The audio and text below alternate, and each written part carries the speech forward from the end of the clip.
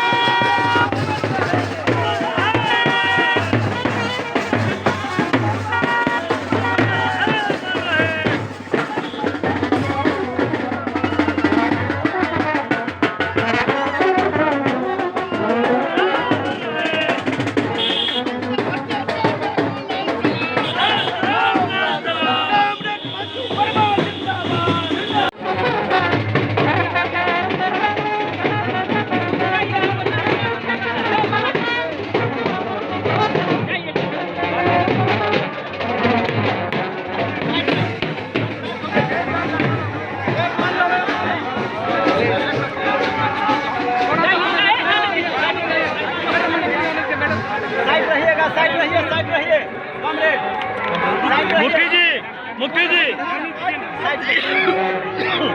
और साइड ले लीजिए। माइक कहाँ है? माइक कहाँ है? माइक अरे माइक की व्यवस्था है तो नहीं, कैसे है? यहाँ पे नहीं है ना।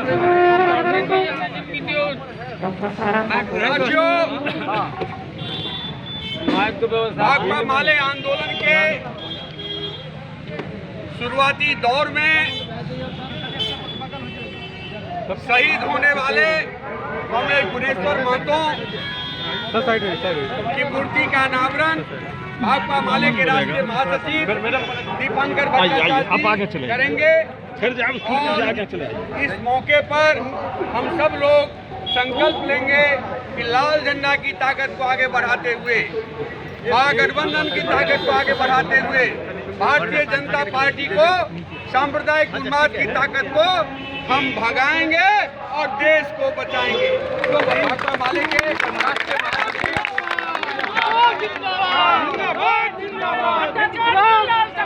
लाल सलाम, लाल सलाम। कॉमरेड कुरेश्वर महतो को लाल सलाम, लाल सलाम, लाल सलाम। कॉमरेड कुरेश्वर महतो को लाल सलाम, लाल सलाम, लाल सलाम। कॉमरेड शहीद कुरेश्वर महतो को लाल सलाम, लाल सलाम, लाल सलाम। कॉमरेड दीपंकर को लाल सलाम, लाल सलाम, लाल सलाम। कॉमरेड दीपंकर को लाल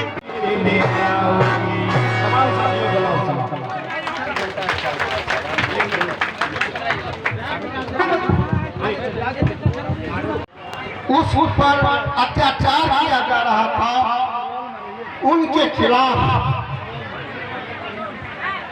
एक आंदोलन छेड़ने का काम किया। लेकिन यहाँ के सामंती लोग, जो जमींदार किस्म के लोग हैं, उनको यह रास नहीं आया और उन्होंने पुलिस और गुंडा और ये लोग तमाम लोग गठजोड़ करके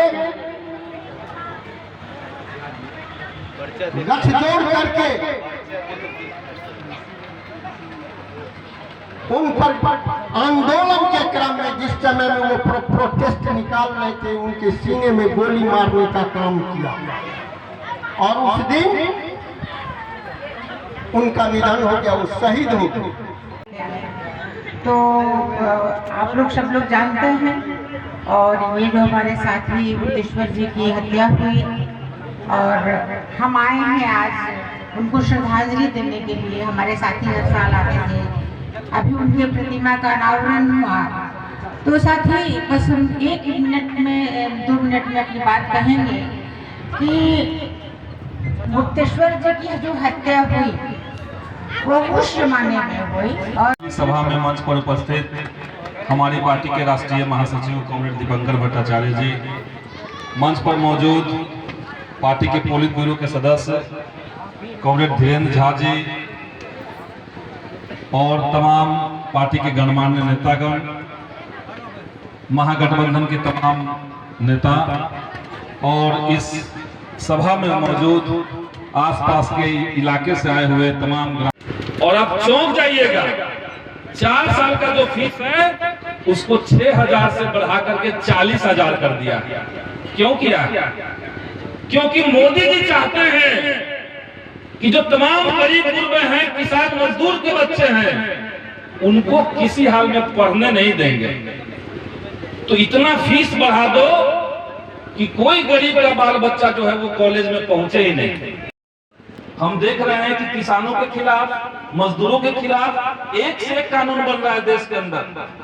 तो हमारे वोट से चुनी हुई सरकार आज सामंतों के लिए, उद्योगपतियों के लिए, जो गुंडे मवाली हैं, हम जानते हैं कि हिंदुस्तान में ये फांसीवादी ताकतें, ये फिरका परस्त ताकतें हिंदुस्तान में गरीबों की एकता को तोड़ रहे हैं, मजदूरों की एकता को तोड़ रहे हैं, किसानों की एकता को तोड़ रहे हैं। लेकिन नीचे से किसानों का आंदोलन, नीचे से मजदूरों का आंदोलन, नीचे से महिलाओं का आंदोलन, नीचे से छात्र आंदोलनों का आंदोलन खड़ा हो रहा है। और ये लोग जब जगेंगे तो भाजपा को दिल्ली से भगाएंगे। ये इस दौर का सबसे बड़ा संकल्प है और हम लोग बड़ी मजबूती से इस दिशा में आगे बढ़ा रहे हैं। ग्रामर्स की ओर से, किसान सभा की ओर से हम लोगों ने 5 गारंटी आंदोलन शुरू किया है। 5 गारंटी आंदोलन को हर गांव पंचायत में आगे बढ़ाना है, हर प्रखंड अंचल में आगे बढ़ाना है और हर जिला इसको आगे बढ़ाते हुए मोदी सरकार ने मजदूरों के मजदूरी के साथ मौत घोटाला है। 228 रुपये में मजदूरों से काम करवाया जा रहा है, महिलाओं से काम करवाया जा रहा है और वो सारा पैसा अंबानी अडानी के खाते में जा रहा है। ये जो मजदूरी का घोटाला है, ये जो जमीन का घोटाला है, ये गरीबों को बुलडोजर के जरिए उजाड़ने का जो चल रहा है, इसके खिलाफ दलित गरीब मजदूरों को आगे बढ़ाते हुए हम भाजपा को दिल्ली की गद्दी से भगाएंगे और अपना रोजगार के अधिकार को, बसने के अधिकार को, भोजन के अधिकार को, शिक्षा स्वास्थ्य अधिकार को हासिल करेंगे। इन्हीं बातों के साथ मैं अपनी बात समाप्त करता हूं और आप तमाम लोगों से मैं अपील करना चाहूंगा कि साथियों, गुनेश्वर महतो की शहादत के 40वीं वर्ष बगल में उत्तर प्रदेश में योगी आदित्यनाथ का बुलडोजर राज चल रहा है। बिहार में अभी भी गिरिराज सिंह का और नित्यानंद राय का बुलडोजर राज अगर कायम नहीं हो पाया है इतने दिनों के बाद भी, तो मैं समझता हूं कि हमारे साथी गुनेश्वर महतो जैसे हजारों साथियों की शहादत की ये परंपरा है, बिहार के अंदर लाल झंडे के आंदोलन की ताकत है कि आज भी हमने बिहार को भाजपा के चंगुल से बचा के रखा है। ये जिला गुनेश्वर जी का है, रामदेव वर्मा जी का है, कर्पूरी ठाकुर का है। बगल में बेगूसराय हमारे साथी ब्रजेश मोहन ठाकुर का है, लंबे कम्युनिस्ट आंदोलन का जिला है। और इसलिए हमारी ये जो जमीनी ताकत है लाल झंडे की, इस ताकत को और मजबूत बनाने की जरूरत है, क्योंकि जब संकट आता है उसका मुकाबला करने के लिए ये हमारा जमीनी संगठन और जमीनी ताकत है, जनता की चेतना है, क्रांतिकारी चेतना है, वही सबसे पहले काम आता है। और जिसके बल पर हमने इस देश में एक जमाने में आजादी हासिल की अंग्रेजों को भगाकर, और आज जो नई गुलामी हमारे ऊपर थोपने की कोशिश हो रही है, इस नई गुलामी से भी हम हिंदुस्तान को बचा के रखेंगे। साथियों, अभी 15 अगस्त हमने बिताया, आजादी के 76 साल पूरे हो गए। कहां पहुंचा दिया देश को भारतीय जनता पार्टी ने। देश के एक एक हिस्से पर नजर डालिए। उत्तर पूर्व में मणिपुर है, छोटा राज्य है, पिछले 4 महीने से चल रहा है। अभी हमारे 8 नेताओं की एक टीम ने दौरा किया हमारी पार्टी के। 2 दिन पहले मणिपुर का दौरा करके साथी लोग लौटे हैं, उनसे हमको पूरी रिपोर्ट मिल रही थी।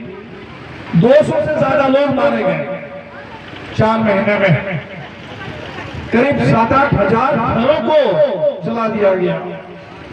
राहत शिविर में करीब 70,000 लोग राहत शिविर में हैं, और राहत के नाम पर उनको 2 जून की ठीक से भोजन भी नहीं मिल रहा।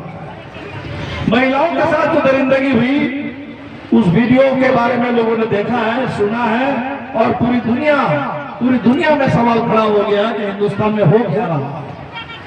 ये मणिपुर है, और इस मणिपुर को लेकर के अभी तक प्रधानमंत्री ना वहां गए हैं।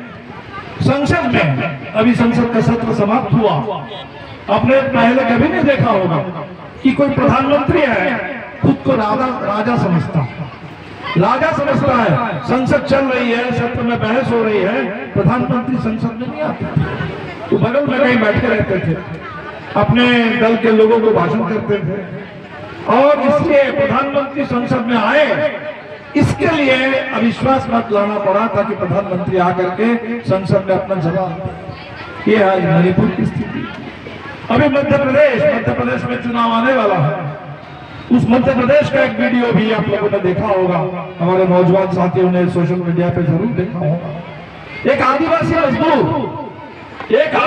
मजदूर, उसके चेहरे पर कोई भाजपा का पूरे सत्ता का इतना घमंड है, इतना अहंकार है। एक अत्याचारी नौजवान उसके चेहरे पर पेशाब करता है। यह है मध्य प्रदेश। अभी आप देख रहे हैं कि हरियाणा चल रहा है, दिल्ली के बगल में कोई मोनू मानेसर है। मानेसर में जहां मारुति की फैक्ट्री है, जिस मारुति फैक्ट्री में मजदूर आंदोलन कर रहे थे अपने अधिकार के लिए, मजदूर आंदोलन के लिए जाना जाता था, आधुनिक कल कारखाना उत्पादन के लिए, मारुति गाड़ी के लिए जाना जाता था, वहां कोई मोनू मानेसर खड़ा हो गया। चारों तरफ गोरक्षा के नाम पर हिंदू मुस्लिम करके वो नफरत और हिंसा की खेती कर रहा है। कोई एक बिट्टू बजरंगी आ गया है, जिसको अभी 2 दिन पहले पुलिस ने गिरफ्तार किया। इन लोगों ने ऐसी हिंसा फैलाई। आप देख रहे हैं कि आजादी हम मना रहे हैं और हरियाणा में बुलडोजर से मुस्लिम घरों को तोड़ा जा रहा है।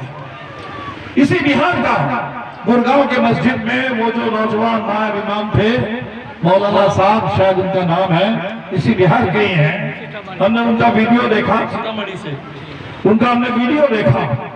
वो नौजवान गा रहे थे कि ये अल्लाह ऐसा हिंदुस्तान बना दो जहां हिंदू मुस्लिम मिलकर के खाना खाए, मिलकर रहे।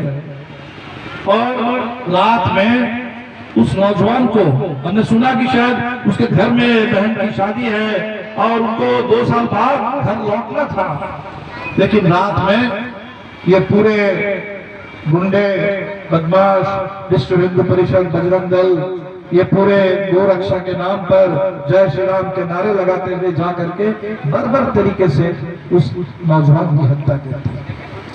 अभी हमने देखा कि एक ट्रेन जा रही है गुजरात से मुंबई की ओर, और उस ट्रेन में आप जानते हैं कि RPF, railway protection force, railway सुरक्षा बल, उनको वर्दी इसलिए दी गई, हाथ में हथियार इसलिए दिया गया कि रेलवे की सुरक्षा करें, यात्रियों की सुरक्षा की गारंटी करें। हमने देखा कि चेतन सिंह नाम का एक उत्तर प्रदेश का योगी का भक्त है, उसने क्या किया, वो अपने हथियार से अपने बॉस, एक आदिवासी थे राजस्थान के, एक मीना जी थे, उनको गोली मार करके हत्या कर दिया। और फिर चलती ट्रेन में एक बोगी से दूसरे बोगी में जाते हुए सामने जो भी मुस्लिम दिखाई दिए, 3 मुसलमानों की हत्या कर दी। अभी तो रिपोर्ट आई कि उसमें जिंदा करतूत थे और 7, अगर उसका बस चलता, सामने और लोग मिलते, हल्ला नहीं होता, उसको भागना नहीं पड़ता, तो 4 लोग नहीं, उस दिन 1 दर्जन लोग मारे जाते, ये उसने तय कर लिया था। और मार करके क्या बोल रहा है, वो बोल रहा है कि हिंदुस्तान में रहना है तो मोदी और योगी, मैं कहता हूं कि मोदी और योगी, और कुछ नहीं करना है, मोदी और योगी को वोट करना है कि हम ही लौट करके आएंगे, और जो शिलान्यास हमने किया उसका उद्घाटन भी आकर के हम ही करेंगे। तो साथियों, देश के सामने ये चुनौती है, ये चुनौती है। हम लोग समझते थे कि लोकतंत्र है, हम वोट देते हैं, हमारे वोट से सरकार बनती है, हम वोट देते हैं 5 साल के लिए, हम वोट देते हैं एक सरकार को 5 साल के लिए कि जाओ 5 साल काम करो, 5 साल के बाद हिसाब दो, हम जो आपसे जवाब मांगेंगे हिसाब दो, और उसके आधार पर अगर उसको बहुमत मिलेगा तो सरकार बनेगी, नहीं तो विपक्ष में बैठेगा। लेकिन ये खुद को राजा समझने वाले, अभी एक नए संसद भवन का भी उद्घाटन हुआ, और वहां राजाओं के जमाने में जो राजाओं का दंड होता था, तमिलनाडु से सेंगोल ला करके वहां स्थापित किया। और अभी हमारे साथी जो बता रहे थे संदीप जी, कि इनके एक सलाहकार हैं, बड़े अर्थशास्त्री हैं, मोदी जी के बहुत करीबी एक अधिकारी हैं, उन्होंने लेख लिखा 15 अगस्त के मौके पर, अंग्रेजी अखबार में लेख छपा, और ये सिर्फ एक लेख की बात नहीं है, ये एक अभियान चल रहा है। क्या बोला कि ये जो संविधान है, बाबा साहब अम्बेडकर की अध्यक्षता में संविधान लिखा गया, ये अंग्रेजों का संविधान, ये अम्बेडकर का नहीं है, ये अंग्रेजों का। और अब समय आ गया है कि देश में जब आजादी के 100 साल पूरे, 75 साल तो हो गए, कहते हैं कि अमृत काल में हम आ गए, तो अमृत काल में अब ये अम्बेडकर के संविधान की जरूरत नहीं है। हमने कहा कि बिहार में हो सकता है, एक जमाने में अच्छी खासी संख्या में कम्युनिस्टों के विधायक होते थे, बीच में संख्या कम हुई, 2020 के चुनाव में फिर एक बार 1 दर्जन विधायक माले के हैं, 2 सीपीआई के हैं, 2 सीपीएम के हैं, 16 लाल झंडे के विधायक हैं बिहार के अंदर। तो जमीन में वो ताकत है, और इसलिए हमने कहा था जब नीतीश जी चले आए इस तरफ, नीतीश जी के कंधे पर बंदूक रख करके बहुत दिनों तक भाजपाइयों ने बंदूक चलाया बिहार पर, बिहार को निशाना करते हुए। लेकिन एक समाचार रहा है कि विपक्षी गठबंधन में भ्रष्टाचार है। उन्होंने कहा कि शरद पवार की जो पार्टी है एनसीपी, 70,000 करोड़ के भ्रष्टाचार का आरोप है। और 2 दिन बाद हमने देखा कि जिनके ऊपर कह रहे थे कि भ्रष्टाचार का आरोप है, शरद पवार का भतीजा, उनको, अजीत पवार को अपने साथ जोड़ करके सरकार का उप मुख्यमंत्री बनाया, और आगे चल करके उसी को वित्त मंत्री भी बना दिया, खजाने की चाबी उसके हाथ में। आज इत्तेफाक है कि यहाँ मैदान में जिनकी शहादत की 40वीं वर्षी पर यहाँ इस हजारों लोगों का जमावड़ा है और पार्टी भाकपा माले के राष्ट्रीय महासचिव दीपांकर भट्टाचार्य समेत केंद्रीय और राज्य स्तर के ढेर सारे नेता उपस्थित हैं। हमारे बीच में संजोग से मुलाकात हो गए हैं कॉमरेड गुणेश्वर महतो जी के सबसे छोटे भाई। हम इनसे जानना चाहते हैं कि आज उनकी मूर्ति का अनावरण करने के लिए यहाँ पर दीपांकर जी आए।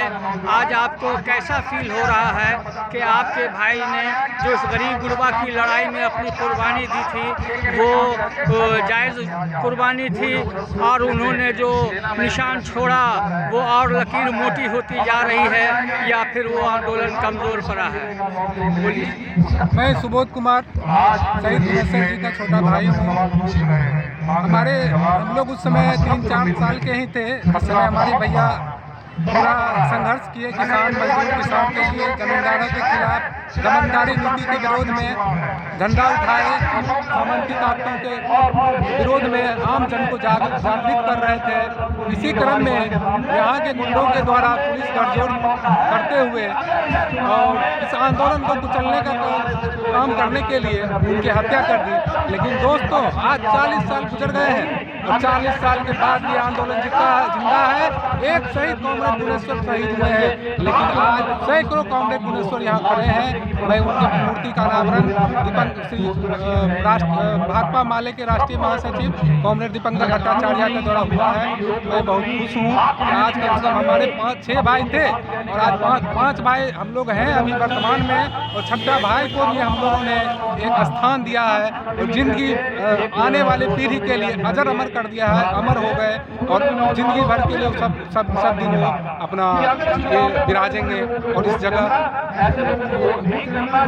परिचय बता दिया जाए। मैं सुबोध कुमार शहीद गुणेश्वर महतो का छोटे भाई। यहाँ का एड्रेस पता बताइए ना यहाँ का। ग्राम मालदा हसनपुर समस्तीपुर। वीडियो कैसा लगा आप इसे ज़्यादा से ज़्यादा लाइक करेंगे, शेयर करेंगे और सब्सक्राइब करेंगे और कमेंट बॉक्स में अपने विचारों को अवश्य देंगे। मैं खुर्शीद खैर, समस्तीपुर।